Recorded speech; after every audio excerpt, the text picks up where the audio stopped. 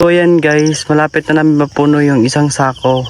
So mga nasa 100 na rin to. Dito din pala sila Tito Joel at saka si Tita, kasama nila nila Tito. Hello po, magandang umaga. So yun guys, nandito ako ngayon kila Mama.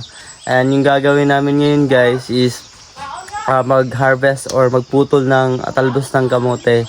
And si Tito yung nagpaano doon guys, 100 yung per sack. Kukuha kami doon sa land namin, pero yung kamote na yun, kila Tito yon. Tapos yung yung talbos, kukunin namin doon, tapos dadalhin namin dito sa nila, sa land nila dito sa kila Lola para itanim dito sa yung nakita niyo yung previous vlog ko na nagtanim kami. And kulang pa kasi yung namin, yung talbos ng kamote. So kukuha ulit kami doon. Then yun, tag doon per sack. So tutulungan ko si Mama. Tapos para may pambili si Mama ng pagkain ng manok at pagkain ng baboy kasi nga tawag nun, yun yung palaging pinoproblema ni Mama. So ngayon, bali mag-work muna kami ni Mama ngayon. Then ayun, sasamahan ko siya. So yan guys, samahan nyo kami and let's go po. Naka-prepare na kami ni Mother, and si Mother nagdala na ng kutsilyo and tubig kasi medyo matatagalan-tagalan kami doon. And papunta na kami doon sa sa land namin. Go po. So kasama rin pala yung mga pamangking ko guys, andito rin sila. Kasi nga yung mama nila andun kila Sara, nagtrabaho din. Tawag doon, nagputol ng mga kahoy doon sa sa farm nila Sara. So bali baka mamaya makapunta ako kay Sara. Di ko sure ako makakapunta ako doon sa farm nila Sara. Try ko lang makapunta doon. So tawid tayo ng mga ilog kasi nga nasa kabila yung natin, yung area.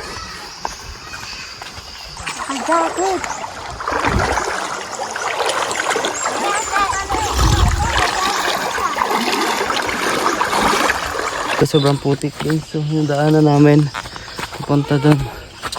Hi Ken! Hi! Nandito yung ko, pamangking ko rin. Tsaka si Tita, andito yung bahay nila. Ken! Hi! Nagunsa ka? Ken! Yan, pamangkin ko yun guys.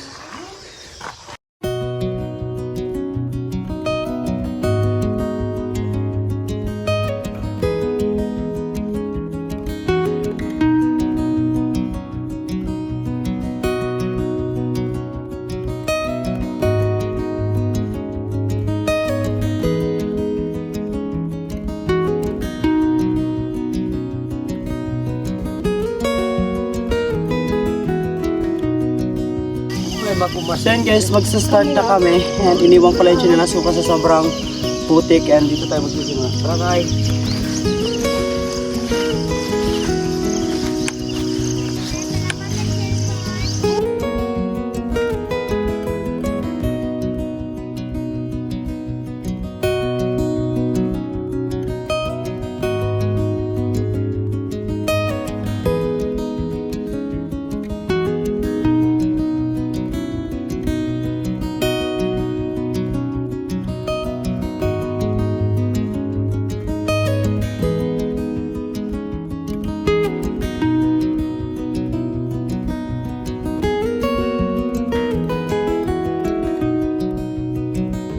So yun guys, sobrang hirap pala talaga magkuha ng ganito kasi nga maliliit, tapos isang sako pa na sobrang laki.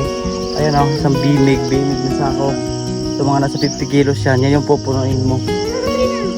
And tapos yung naman yung talbos ng kamote hindi ganun karami.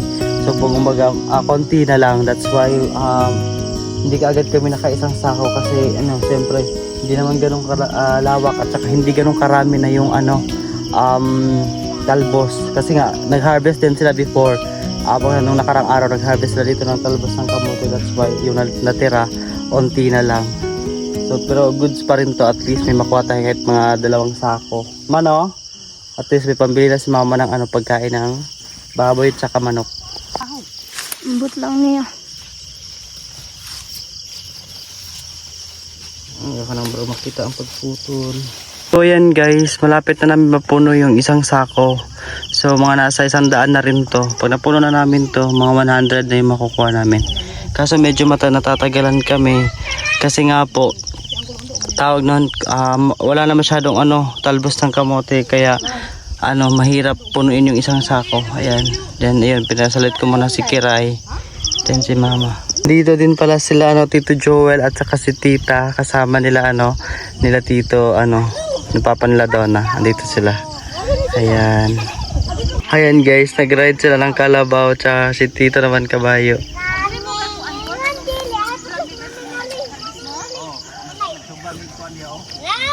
Ayan guys, nakikain lang din ako kay Donna dahil may pagkain si Donna dala. Hindi rin kasi ako kumain doon galing sa bahay kasi nga sobrang aga kong pumunta dito para makaisang sako agad. And ayan, thank you Donna for bringing this You're welcome. So ayan guys, sinabihan ako ng papa ko na maghukay ako ng kamote parang may merienda kami Yes, mamaya. Kasi nga makakapagod talaga yung ginagawa namin. Pero laban pa rin tayo guys. Yes. Ganyan yung tito ko guys, tingnan nyo paano siya mag-harvest ng talbos ng kamote. Hi to. Hello. Good morning. Good morning po. Kuha tayo Yan. ng talbos ng kamuti. Ang guys, sobrang dami na namin dito. Ayan. Ayan guys, sobrang laki ng nahukay. Ayan, dun si Mama sa dulo guys. Pumunta na rin sila dun. Ayan. Nakakuha na kami ng isang sako din. Ayan na lang yung pupunuin namin ng isa.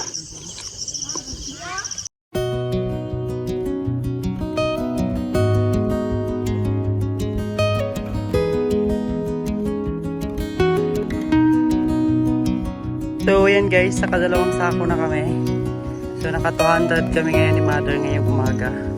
And dadalhin na yan nila dito doon sa baba. Ayan. Dalawang sako kami guys. Ayan, pauwi na kami doon. Tag-iisa kami ni Mother.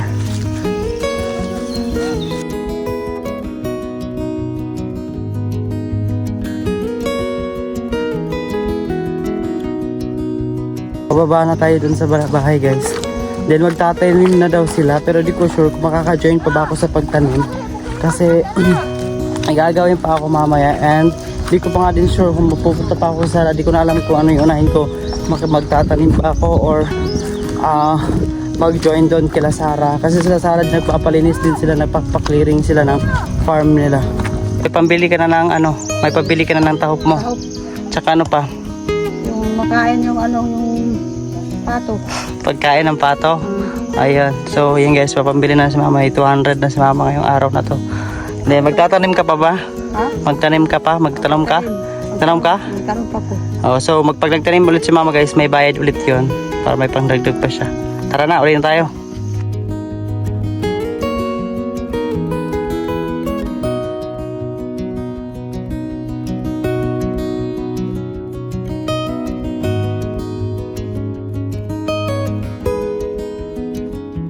Guys, tawid na naman tayo ng ilog para papuntang bahay.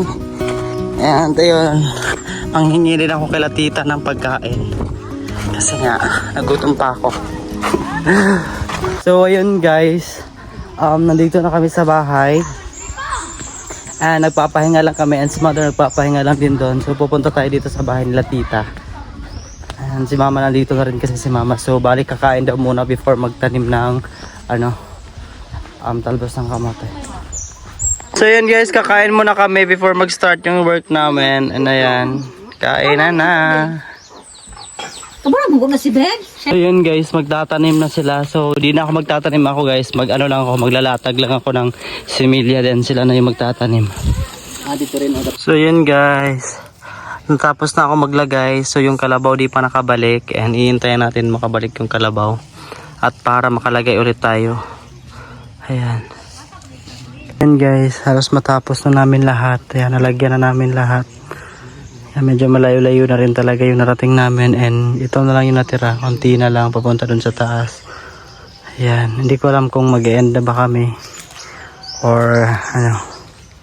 Sa wakas, nag-end na rin yung work namin. And ayun, half day kami ngayon. Pero hindi ko alam kung magkano yung sahod namin. Pero pag nag-work ka kasi minsan 250 yung day, pero pag half day hindi ko alam kung magkano ibibigay ni Donna sa amin. And ayun, half day kami ni Mama, tapos dalawa kami Mama half day, and may dalawang sako kami kanina nakuha, bali 100, 200 yun, pero hindi ko alam kung magkano ibibigay sa amin ni Donna. So malalaman natin mamaya kung magkano yung sahod namin.